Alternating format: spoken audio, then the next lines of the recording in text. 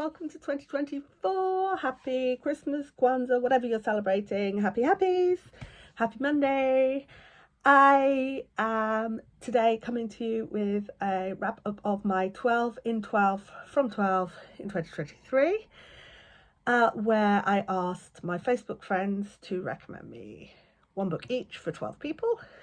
I got 19 books from 18 people, so I did pretty well.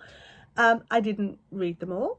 I did start 18 of them, and the 19th I couldn't get my hands on, and that was Red Scholar's Wake by Aliette Bodard, which I'm sure I will read at some point, but right now I haven't managed to get it yet. So I'll leave it on my to-read list and move on. So I didn't read them all.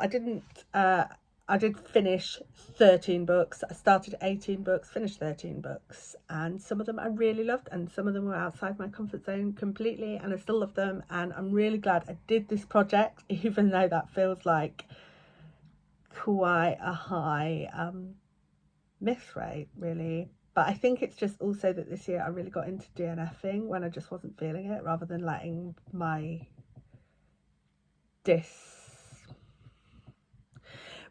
something that isn't my cup of tea kind of spoil my reading flow. So I don't know. Anyway, getting into it, what the books are, and how I felt. So this is in order that they were recommended to me. So I'll just, because I couldn't think of another way to do it. Okay, the first book recommended to me was Why Mummy Drinks by Jill Sims. Oh, that's the other thing, is I had 2 of these in physical books, and I read the rest audio or library. I can't find one of the ones I had in physical books, so I will only be holding up one book. So the first book was Why Mummy Drinks, which I got from the library, by Jill Sims. And this is a contemporary about a mum who's just muddling along, and her life being jealous of the Yummy Mummies, and it took me a while to get into it, but I found it really thinky, actually. So I know it's meant to be a light comedic contemporary, but it kind of made me think about the nature of interactions with people you don't see very often, and what it's like to be a yummy mummy and all that kind of stuff. So it was a really good choice. Thank you. The second book was How to Defeat a Demon King in 10 Easy Steps by Andrew Rowe. This is a D&D campaign written into a novel, but even more so than Legends and Lattes, because there's whole lots of like bizarre, if I just do this 20 times in a row, it doesn't make sense, but it'll grow my stats. And it was light, it was fluffy, it was lovely, actually. I really liked it. The Starless Sea by Erin Morgenstern.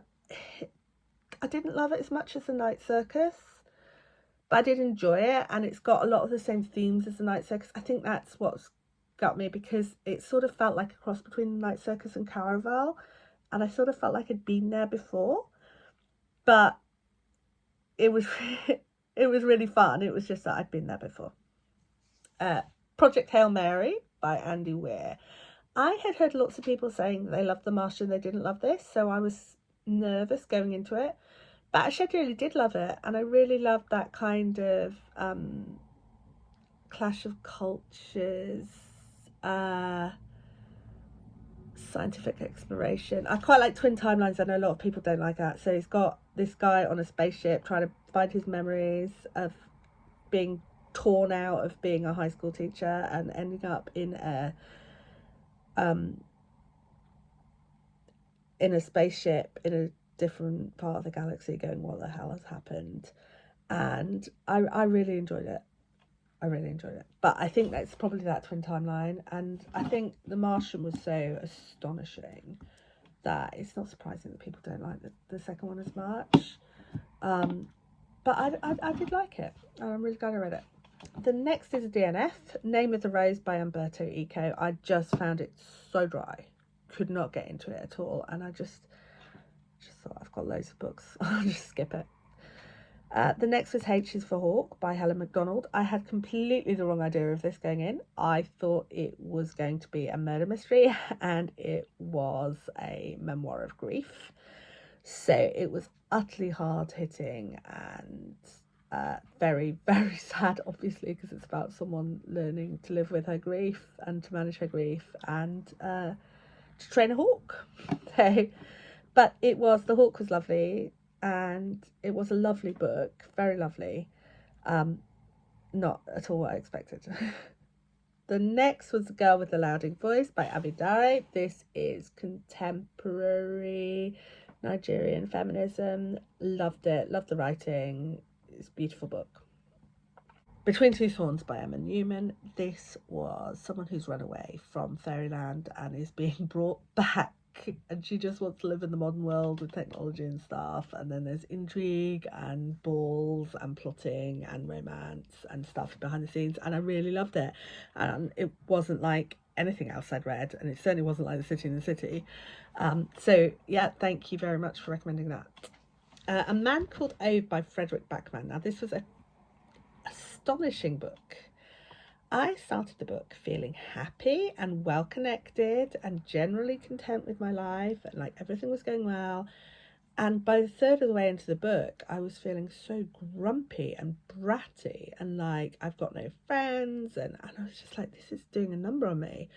So I set it aside for the weekend, and almost immediately I started to feel better. So it's the book, it's not me, it's the book. So I thought, for the sake of everyone around me, I would not finish the book. But it is a fantastic, obviously it's fantastic if it's manipulating me quite that much. And if you feel like you can cope with that, but it's inside the head of someone who's trying to commit suicide and all his reasons, and it kind of takes you through that, and it's horrible but so well written. And if that sounds like your kind of thing, then go ahead, but it's not that I didn't like it, so I didn't like who I was becoming while I was reading it. Does that make sense?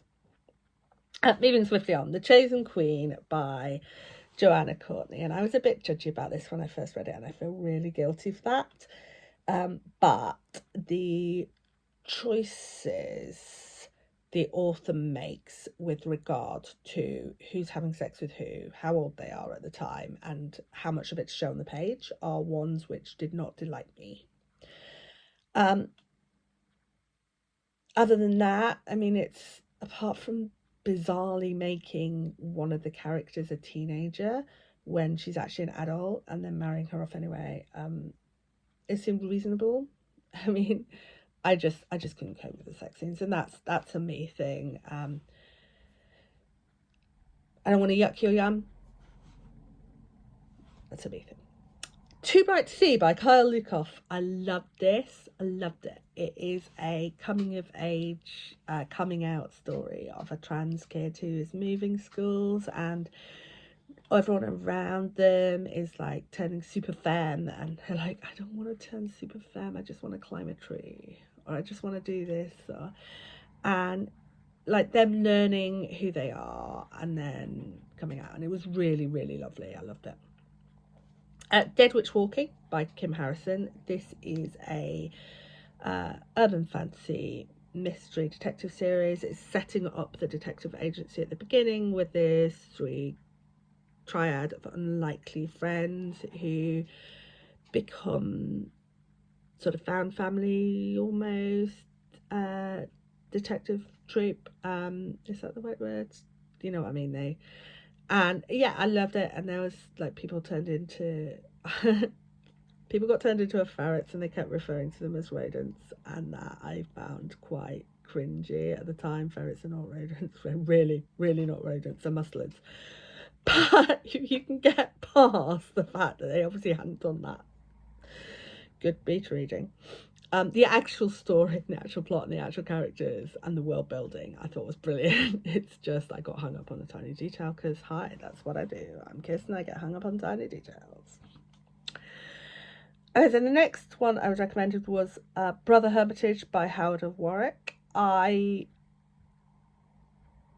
It's a comedy medieval mystery, and I often don't get on with comedy very much, and that was the case with this. It was just too funny for me. I think that's what I'm saying.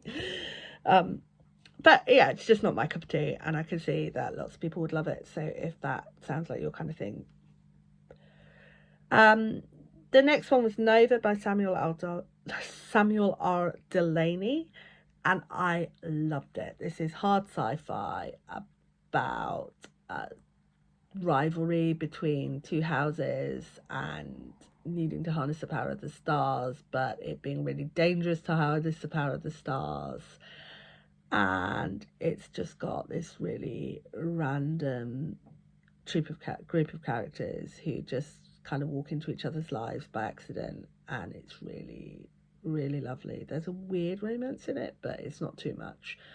And yeah, I just really loved it. The ideas of the harnessing the stars and the believable dance of the two protagonists and antagonists, and the other characters were really well fleshed out. So yeah, I loved it. The next one was Factfulness by Hans Rosling, and you'll be hearing more about this in my wrap up of the year.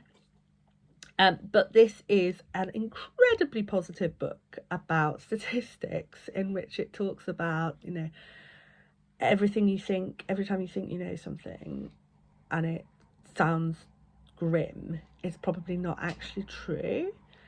Like, the number of people who come out of poverty on a daily basis is just astonishing. And so it's all about how actually the world is getting to be a better place every day.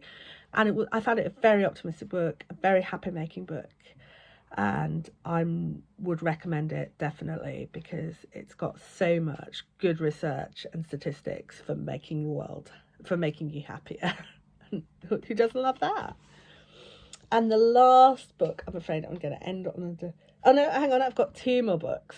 The same person who recommended me Factfulness also recommended me Detransition Baby by Torrey Peters, and I was put off by the name. But because of who recommended to me, I thought, well, I'll read it. And it turns out to be a book about not letting cis people control the narrative of what's important to trans people, which I think was really good for me, actually. And here's Grania. Do you want to come and talk about a book? No. And I'm really, really glad I read it. And the last book on my list, and then I'm ending on a bit of a downer, was Watching the English by Kate Fox, which I started. It sort of veered between, oh yeah, that sounds realistic, and that totally doesn't work with any of the people I ever meet. So I think it's talking about a very specific set of people that she happened to read. And it's not really very useful. It's meant to be like a parody of people going into, so I suppose as a way, like, don't go into someone else's country and assume you've experienced it all just because you met one family is good, but it didn't need a whole book for that. And I just found it super frustrating and annoying, so I put it down and have had no urge to pick it up, so I'm just gonna leave that. But I did read 18 books. I did finish 13 books, and some of them I really loved, and some of them I wouldn't read without doing the experiment. So thank you very much. I've got, as you probably saw in my last video, I've got different plans for 2024, but I will see you soon. Bye.